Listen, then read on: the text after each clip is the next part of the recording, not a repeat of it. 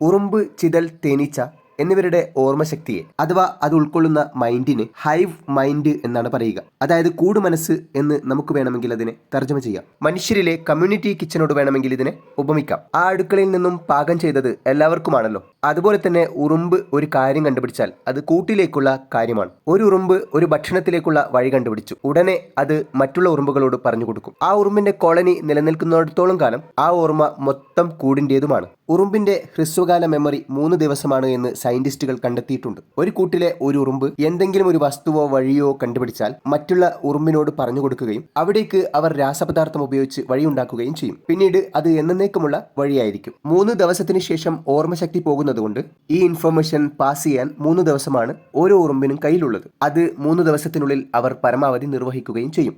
എന്തെങ്കിലും ഒരു കാര്യം സമൂഹത്തിന് മൊത്തം പ്രയോജനപ്പെടണം എന്ന ഉറുമ്പിന്റെ ത്വരയും ഇൻഫർമേഷൻ ലോസ് കൊണ്ടുണ്ടാകുന്ന നഷ്ടവും, ഇത് രണ്ടും കൂടിച്ചേരുന്നിടത്ത് ഒരു ഉറുമ്പ് കണ്ടെത്തിയ ഐഡിയ എല്ലാവരുടെയും ഐഡിയ ആയി മാറുന്നു. ഈ കാരണം കൊണ്ട് തന്നെയാണ് ഉറുമ്പിന് ഒരു മനസ്സല്ല കൂട് മനസ്സാണുള്ളത് എന്ന് പറയുന്നത്. മനുഷ്യർക്ക് എല്ലാ കാര്യത്തിലും വേണ്ട, ചില കാര്യങ്ങളിലെങ്കിലും ഇങ്ങനൊരു സമൂഹ മനസ്സ് എന്നൊരു കാര്യം ഉണ്ടായിരുന്നെങ്കിൽ